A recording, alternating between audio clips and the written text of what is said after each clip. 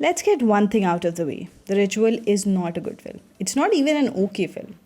It's a paint by numbers, holy wax soaked, crucifix waving snooze fest that somehow managed to trap Al Pacino and Dan Stevens in a room with a possessed girl and absolutely zero creative spark. Seriously, it's the cinematic equivalent of buying expensive candles to mask the smell of bad writing. Directed and co-written by David Middle, The Ritual wants you to believe it's based on the most thoroughly documented exorcism in American history, the 1928 real case of Emma Schmidt, also known as Anna Eklund. But what it delivers instead is another Exorcist knockoff repackaged with handheld camera work, historical dressing, and the false promise of originality. The story goes something like this. Father Joseph Steiger, a priest with a crisis of faith, because of course, is ordered to take notes during the exorcism of Emma, a troubled young woman locked in a convent and growling in tongues. He is joined by Father Theophilus Riesinger, a crusty old priest with a backstory so thin it might as well be invisible ink. What follows is a series of increasingly repetitive exorcism scenes. We're talking your usual demonic symptoms. Vomiting, this time suspiciously resembling tobacco leaves, levitating, crawling on ceilings, and multilingual demon sass. It's as if the screenwriters had a checklist labeled things that scared audiences in 1973 and just ticked all of them while sipping stale coffee. Let's address the holy elephant in the room. Al Pacino, the man who once screamed "Hooah!"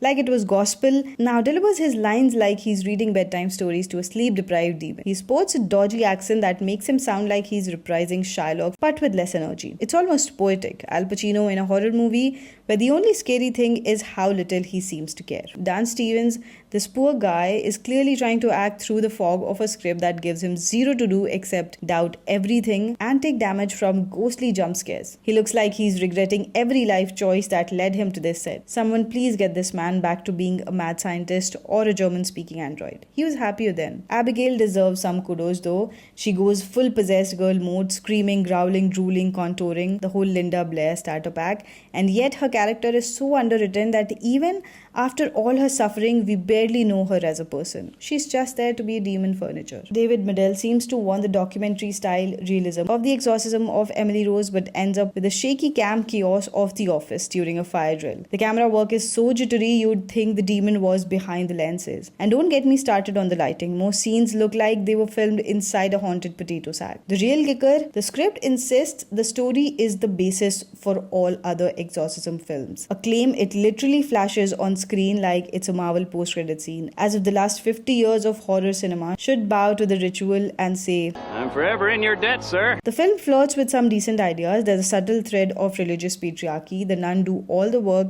take all the hits, and still get treated like holy wallpaper. There's talk of psychological explanation versus spiritual ones, and whether Emma's trauma is demonic or deeply human. But instead of exploring any of that, the film shrugs, spews another Bible verse, and cues the next round of vomit. Look, if you've never seen an exorcism film before, The Ritual might do the trick. But if you have even a shred of genre awareness, this is just another tired entry in the cinematic confessional booth of lazy horror. The only thing being exercised here is your enthusiasm. It's not scary, it's not smart, it's not even so bad, it's good. It's just there, floating in the cinematic ether with a crucifix and nothing to say.